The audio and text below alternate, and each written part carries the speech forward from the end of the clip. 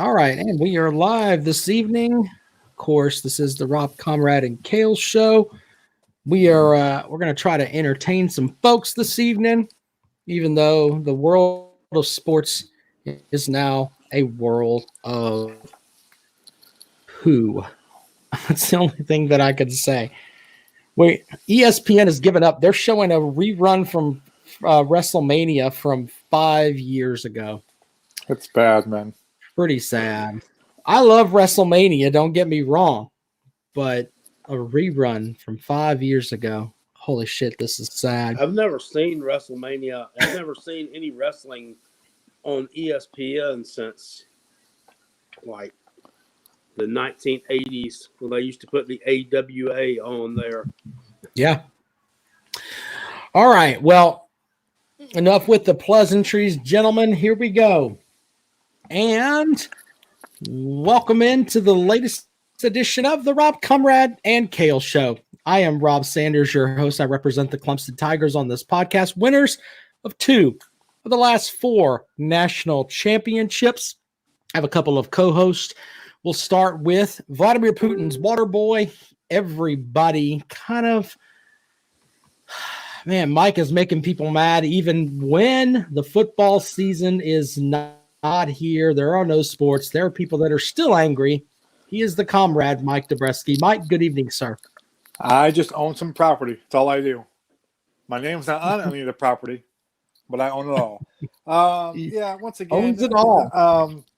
I tell you, it is weird. It's a weird time. I tell you, sports wise, like it's just like a part of me is dead. You know, Yeah. it's really strange, and hopefully this ends soon. But it doesn't look like it's gonna end soon. And we're talking about 80-game baseball seasons now, or getting wiped out.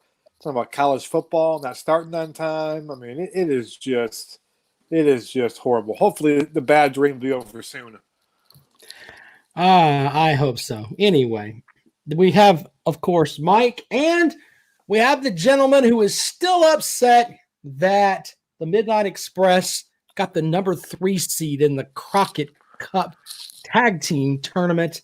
He is fucking bullshit. It's still mad. Stop talking about it. Damn it, pisses me off. I told you. Stop. All right. Calm down. It's okay. God dang, man. I mean, you gotta fucking poke the bear every damn time. Stop poking the bear. I'm poking the bear. I can't help it. Oh goodness. Yeah. So there's Kale Hall. We also have several different sponsors that help out our show. We'll start this evening with Callaway's Bar and Grill out in West Columbia. They're still open for takeout. You can order online at callawaysbarandgrill.com. You can find everything you need to know there. They have all the great food that you can get for takeout. And since Governor McMaster has approved, you can drop by and get a 6-pack to go. Imagine that. Go. That's the way to do it. Get you a 6-pack of beer to go. We also have DNC Trucking and Transport. Of course, the No Spin Zone segment, courtesy of Dennis Wilson. Comrade, read away, sir. It sucks to be a Gamecock. Clemson has won 2 of the last 4 national titles in football. Dennis Wilson is completely on board with social distancing, as you can see by the lovely picture that is on display now in our video feed. Everybody see the picture? Lord. Dennis is with it. There you go. News. I can't even read after looking at that. News update. I brought the coronavirus into our country. It may happen. I did it so Will Muschamp can get another year if this continues into football season. That's true. I am at least honest about it. It's not like I lie about my house or how much it's worth. It sucks to be a Gamecock. Clemson owns the state. Go Tigers. That message courtesy of Dennis Wilson, DNC Trucking and Transport. Thank you, Dennis, for sponsoring. Thank you, Dennis, for the load of shit. I guess, Kale, you upset with Dennis because of that picture? Come on, man. Shout out to the folks watching online as well. We appreciate those guys, including Gwen, Shane, Stacy. Stacy says you live in Five Forks, Kale. Is that true? I don't know that. I don't know where Kale lives. He's not going to tell us where he lives on Facebook. Yeah. That's not going to happen. I mean, that is true. Well, You know who else is a member of that Five Forks? It's not a section of Greenville County. right. David Butts Flooring LLC. Huh. The mansion is located somewhere within the Five Forks radius. He owns several properties. Several. Well, one of them's here. I guess the other ones are waterfront. I'm not sure. Yeah. Well, I own a nice place in Mesa, Arizona. I'm letting my dad live there for now, and I'm letting him keep his name on the actual property. But I own it. Well, there's that.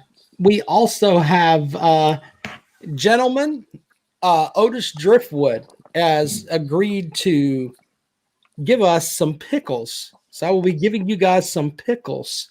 I don't know how I'm going to get to you, Kale, but that sounds like a fake name, Otis Driftwood. That can't be a real name. That's his name. Find Otis Driftwood on Facebook. You can get some pickles and some of this fine stuff, which I've got some for both of us. I just got to figure out how I can socially distance it to you. But the pickles are outstanding. Find Otis Driftwood on Facebook. Gary Mills, our friend, loves the stuff that Otis Driftwood got to him the other day. Good stuff. It's the kind of stuff you need during the coronavirus. So good stuff there from Otis as he gets you squared away. All right. So this evening we are Kool-Aid pickles. That's funny, Delta. Beth says we put your house on Facebook, Rob. Thank you for that. Yeah. Ben says he's going to bag that Hoss Cartwright bitchin' ass. Let's highlight that one. That's a good thing to highlight there. There you go. This evening we have the Comrade Special. I think it's funny when people on Facebook put their address on damn out there when they're arguing with somebody. I mean, I'll go Google Earth it or Google Map it or what the hell ever. Take a screenshot of it and it's a show. That's why I put my house out there. I was like, I don't live in Five Forks. I'm not one of those assholes. I know. No one lives in Five Forks. No one lives in Five Forks. You got to be making big time bucks. Big time bucks. Well, we need a few more patrons. A few more patrons. A lot more patrons. A few more patrons, and I will own several houses and proproperties. Yeah, throughout Five Forks. That's kind of the way it is. I'm going to be so rich. I'm going to move to Six Forks. It's a little bit higher. It's a little bit. You guys can't quite get there. Kale, by the way, for folks that care, Kale is he's been battling some sickness. He does not have the coronavirus that we know of. Have you been tested, Kale? No. Okay. It's just. Well, I'm just saying he doesn't have it. Kale's not getting the damn coronavirus. That's not happening. Anyway, so Kale's been dealing with a bit of a cold. But tonight, we got a couple things we're going to look at here, kind of a retro Sunday, and bring up some of I think the worst loss in Clemson history. So we'll take a peek at this video here as I set this up. Comrade, this was your special. Can you explain it to the folks here online? Well, this is special for a lot of reasons. One, I'll never forget watching this game as it began and Dabo on camera yelling to his team into the camera, "That's not, we're going to make history." And at the time, I'm like, roll my eyes. And of course, you guys did make history that night. It was probably the most enjoyable football game. I mean, it's up there. I mean, I remember just laughing and cackling. And I wouldn't turn it off. Like, I remember my wife looked over at me and goes, "This game is over. Aren't you going to turn it off?" I'm like, oh no, this is staying on. The other thing, too, is I love how now the narrative of Clemson fans. Are you going to tell people what it is? Well, I think they all know. I'm getting to that point. The narrative of Clemson fans is all switched, and Kale sees as much as I do now. It's like you guys all get a little book in the mail, and it says, whenever this game was brought up, you will say the following. And it's always this. Well, I'm glad about that game.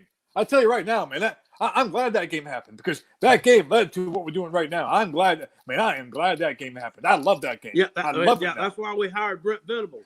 Yeah, I love that. That game is the most important game right there. I love that game. I love it. All right. Well, let's get to the game here. This is the condensed version, so hopefully I don't think this will get us booted off of YouTube tonight because it's too short. So here we go.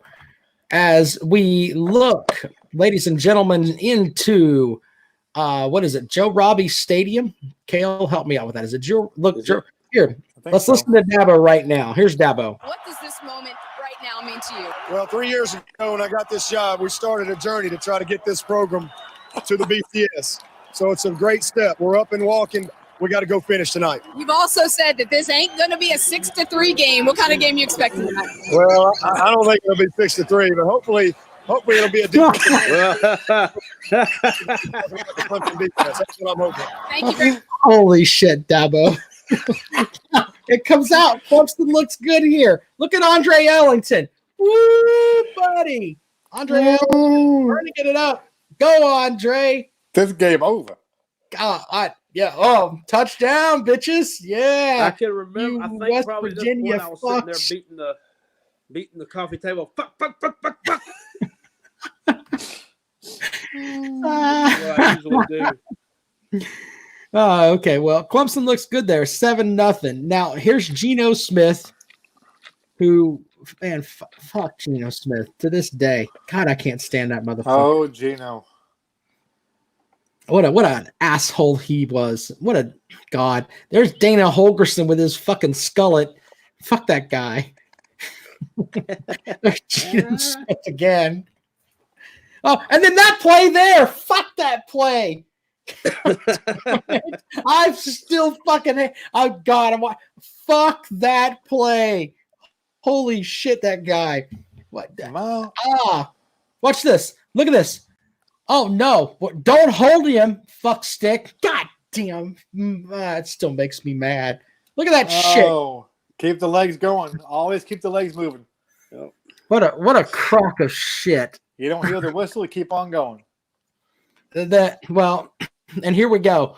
I think, yeah, this play is interesting, but no, this is Tavon Austin. So, by the way, when you look at this, it's just the Tavon Austin show.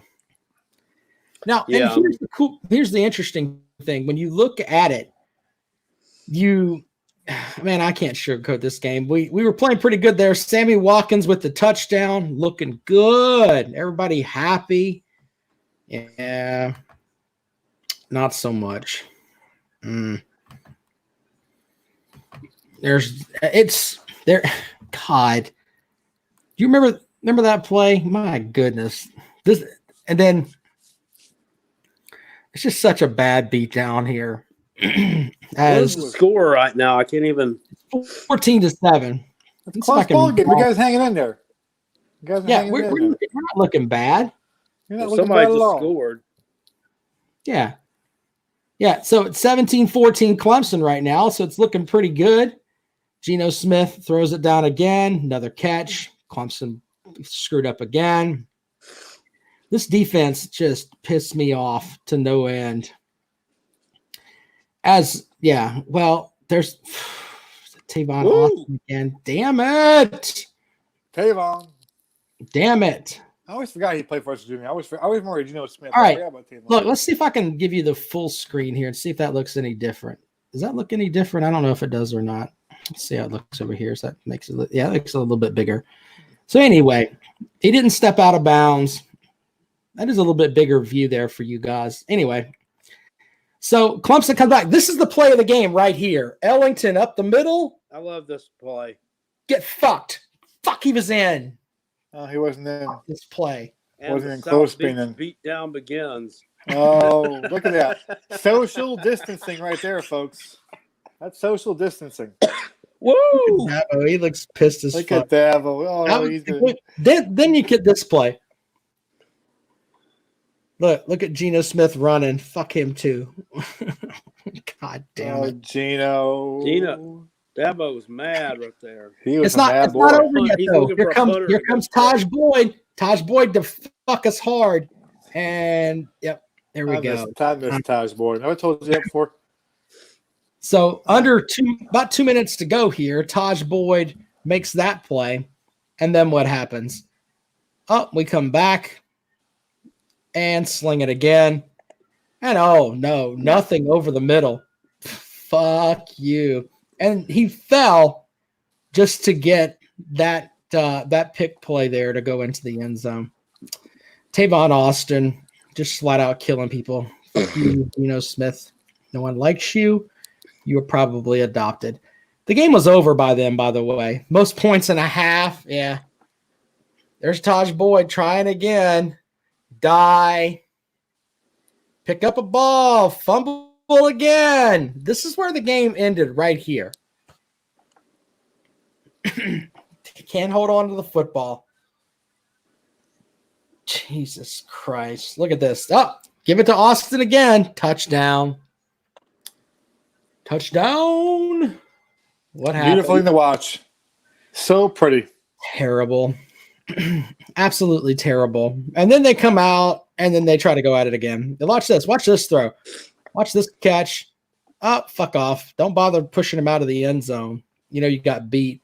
Look at this play. Just zip right on in there. Just terrible. Just absolutely terrible.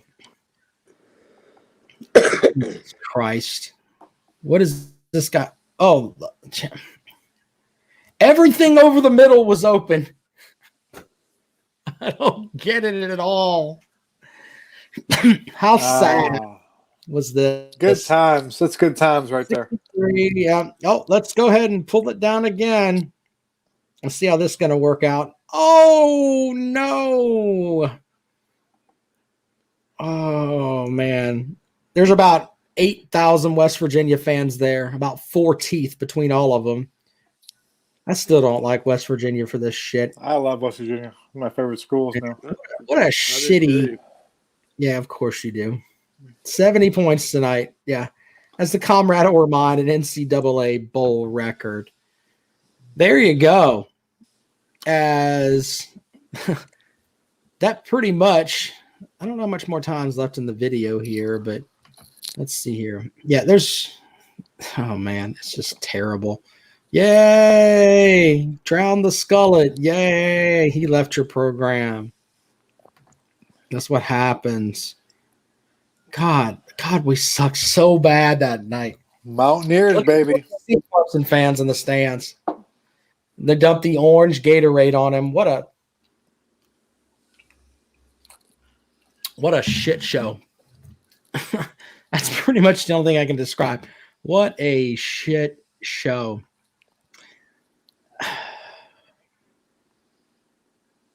Just sad. That West Virginia, there we go, as they storm the field.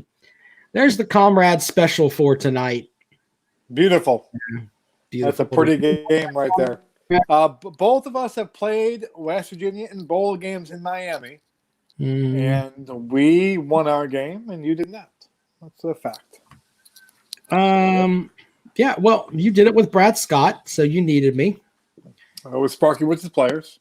It's Brad Scott, though. Sparky Woods' players. Yeah, well, a lot of comments from Clemson fans. I'll let you guys respond.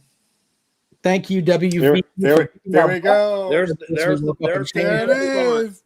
Yeah. Hold it for out. beating our butts. Because of this, we woke up. That's- We woke up and changed everything. That's Are you page going- 19 of the Tater Manual. What do you do when they bring up West Virginia game? Oh, be proud of that game. Okay, well, that's awesome. Look, are you guys going to stand by that with what you said? What you're saying right now, you're going to stand Sure. by that, right? Stand by what? What you just said. That, making changes is bad, etc. You're going to stand by that. No, I'm just saying that now that game, like that's the same line you all use though. It's like you've been Well, programmed. maybe that's because it's the truth. Maybe the truth Oh, hurts a little bit. so that game now is a good game for you. You like It was an it- awakening of a game. okay. All right. Well, so Here's the issue. You shouldn't have been in the game. How about that? You shouldn't have been in the game. And by the way, I want to thank Clemson because that game right there is what ended the BCS. Okay? Because the original idea of the BCS, when they first came up with it, was a great idea. The idea was we're going to take the 10 best teams in football based on a combination of computer and the human element. And we're going to have 5 great games.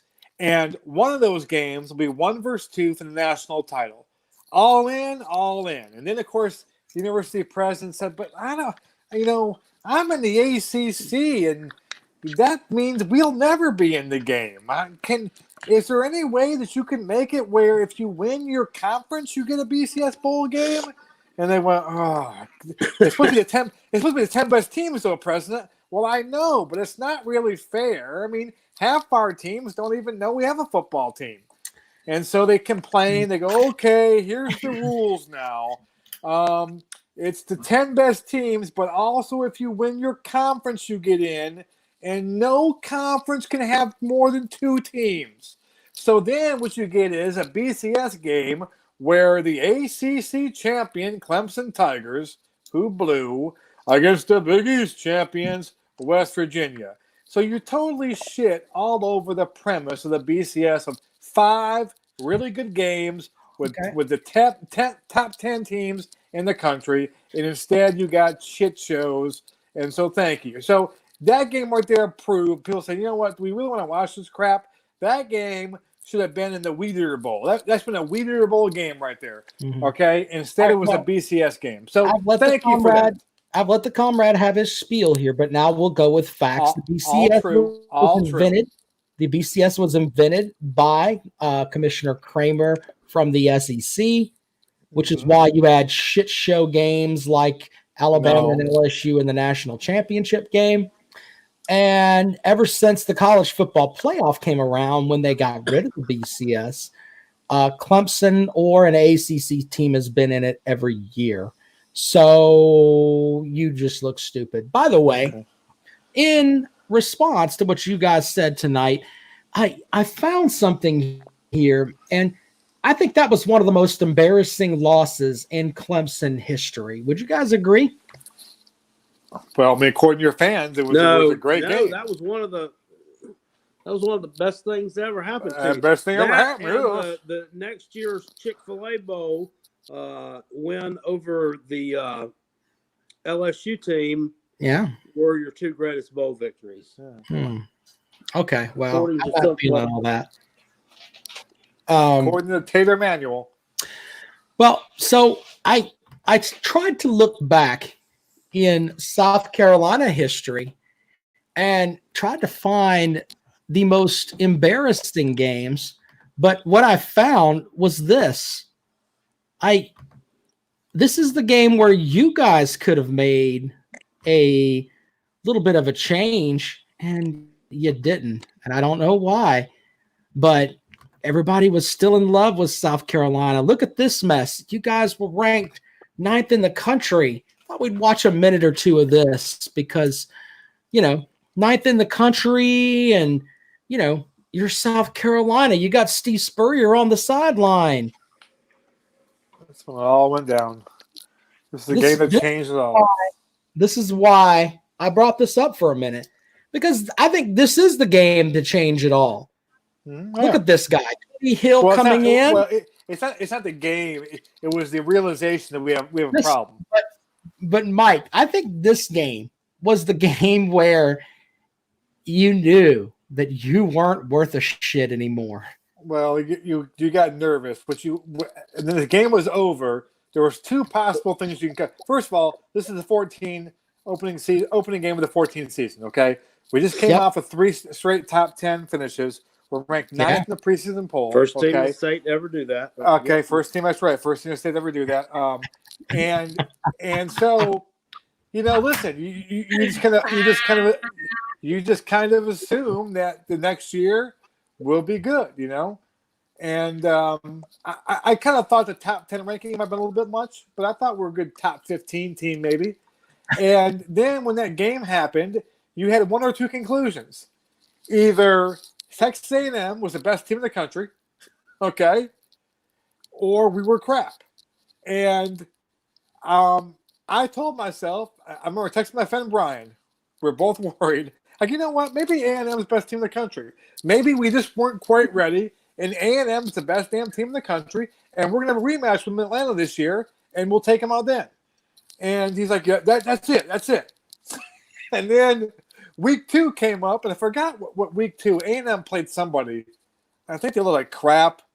And I think our week 2 game, we looked like crap too. I forgot now. I have to look back and see. We beat East Carolina. But then we struggled with them, though. Was it like? Yes. Yeah, You struggle with like everyone all 34 to season. 24 or something. Yeah, so the combination that A&M either lost in week 2 or didn't look good. Like Kenny Hill looked like Kyle Parker, okay, in week 2. And it was kind of stuff two games when you said, oh crap, this is not good. No, so it's really, yeah. They ended up like 6-0 at one point, but then they lost like their next 5 games. Okay. They lost that year to Alabama. I'm pretty sure that's the year they lost to Alabama 59-0, and Kenny Hill was no longer starting by the end of the season.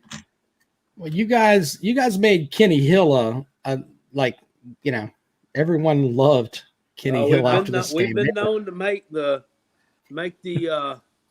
most mediocre of signal callers look like Tom Brady. So who was that dude from Georgia? Grayson here. Lambert. What was that dude from Georgia? Was it Grayson Lambert? Was that the same year in 14? Hudson Mason. That's right. He went like 18 for 18 or something like that. That was the next year. Yeah. That was Grayson Lambert. That was Grayson Lambert. The Georgia quarterback this year was Hudson Mason. That's the one who pulled off a win. Yeah. Well, anyway, this was great though, because look at Hill going up here to the line, and they're gonna kick a field goal here. But like this game, you can make an argument. You can make an argument that this game is kind of the turning point here. Yeah, it wasn't. Yeah, it wasn't like It was just the realization that we missed Clowney. Look at that play. There's who is that? That's that's Nick Jones, 69-yard touchdown. The guy that came here for Lattimore. Within 3. What's that? He's the guy that basically we let come here because of Lattimore, and he turned to be a pretty good ball player. Wasn't he Mark Lattimore's friend? Like his good friend, and basically we took him to get Lattimore, and he actually wasn't bad. But you saw two things. You saw how important Clowney was, because the year before Clowney had awful stats. Like you look at his stats, he's good, but Clowney took up a lot of defenders and a lot of game plans, and without Clowney, you saw pick people like Kelsey Quarles making plays. Yeah, and so you saw that that things were a lot different defensively, and you hoped it was just one game, but it was not. Look at Myles Garrett. Oh, I will say this though, Dylan Thompson had a great year that year. He did. Like it's really, I feel bad for him because, like, he doesn't get the credit he deserves. If he had played, that offense had played in a Gamecock team with a decent defense. I mean, he's talked about one of the great years in Gamecock history, quarterback wise. I mean, he had some great games. I mean, he threw some picks late in games too. It's kind of like the Romo thing, like the Romo haters. We get on Romo. Like the Cowboys lose 48-45, and Romo threw a pick in the fourth quarter to go up to try to get him in field goal range. Like, oh, Romo choked again. You always lose it for us. Like, dude, you gave up 48 points. I don't think Romo's your problem. It was kind of like Dylan Thompson had a few games like that. Defense, though. This Gamecock defense was shitty. Look at this mess. One, they're playing way off receiver, and like no pass rush. I mean, it was. I want to watch that game. I watched that game in silence. Like, I just sat there. I had no, I didn't get mad. I was like, what am I watching? Like, what? Like, I just didn't understand what was going on. Texas A&M had a receiver. Look at this. Look at this catch. Look at that. Boom. Jameer Byrd, someone that He's got picked up by the Patriots, I think. Yeah, Patriots and picked him up. Made good in the NFL, but he had to leave. Can't get that South Carolina stench off of him, And he though. took a picture of my son as well. He was real next to my son at the library one day for some recent. there we go. I always thought he was really underutilized. He was. Comrade will claim that he wasn't, but he was. What Good was kid. There was a receiver for Texas A&M that had his first name was Speedy. Wasn't that his first Stevie name? Noyle. Speedy Yeah. Noyle. What a great name for a receiver. That's great. Remember Speedy Anyway. Claxton, basketball player? Claxton, the basketball player, yeah. How outstanding was he? So we're going to have the turning point in the game here in a moment. Broken play here. Still soft as craziness. All right, so I'm going to go ahead and end sharing that before we get booted from YouTube for it. But anyway, we should come back. I don't know why it was shut down on YouTube. I think you can only stream so many minutes, but They're you get the cracking idea down. with the game. That was just one of those shitty games. I don't even know how to describe that game. Just shitty on top of shitty. Yeah. Craziness. Well, we don't really have anything else to talk about. The WrestleMania is on ESPN right now. That's It is pretty a much sad world. Who is this? It's a very Did you see sad the world. Big Show just lost this battle royal? Yeah. I don't remember this guy. Who is this guy? All right, so Sheamus got knocked out. Who won? Cesaro. Cesaro won it? Yeah, he picked the Big Show up and just dumped him out, man. I mean, you watch it here in a second. Though they showed the replay, he manhandled him. Sheamus and who was that? Alberto Del Rio. Alberto Del Rio. Watch this. What? What? Oh, that's a big trophy he gets too. Yeah, That's it's like impressive. a big naked Andre the Giant. Piece of art. That's not what I want. It's really weird Anyway. looking. That's funny. Yeah. So he won. Woo. We're gonna find creative ways to entertain you as the weeks go on here, but it's pretty sad in the sports world right now. Comrade, make sure you listen to the show tomorrow. And you can listen to my regular show on Fox Sports Radio 1400. I'll have on USC Sumter baseball coach Tim Medlin tomorrow. We're going to talk some baseball, even There you though go. there is no baseball going on. And for the baseball nerds, tomorrow night, I'm recording tomorrow night now. I have my own The Pesky Pole podcast. Jeff Fry will be interviewing with me tomorrow night. Jeff Fry played the major leagues for a bunch of years. The reason why I'm talking to him is because he was on the Red Sox when my favorite player of all time came up. Nomar Garcia-Pera came up. He was second base. Nomar was shortstop. We're going to talk a little Nomar, talk a little about the 96 season where Jeff Fry signed with the Red Sox middle of the year and almost took the Red Sox to the playoffs. So we'll talk about that. And we'll talk about, too, he has some funny videos on YouTube where he mocks the new guru baseball teachers who all they work on is this uppercut swing. And we'll talk about that stuff, too. So Jeff Fry will be in the Pesky Pole podcast. You can listen to that. And I had Nick Francona on last week, who is Terry Francona's son. And he talked about Alex Verdugo and Gabe Kapler and all that stuff. So if you're a baseball nerd, check it out. Jonathan wants to know what we think of the iRacing on ESPN. I've seen people tweeting about it. Do you guys know anything about this iRacing? I turn to ESPN. It's sad. I can't even turn it on. It's just, I can't do it. And Kale's been sick, right, Kale? Yeah, off and on. I mean, I missed a day of work last week, but The show must go on as far as that goes. That doesn't Always happen go very on. often. Damn, can't be out sick. Fuck no. You know. Can't have that. All right. Well, gentlemen, we appreciate everybody joining us this evening. It was nice to look back on some stuff, and we'll figure out what we're going to do on Wednesday as the show must continue. You know, I've gotten messages from folks wondering if we're still going to do shows, and I was like, we'll figure out something.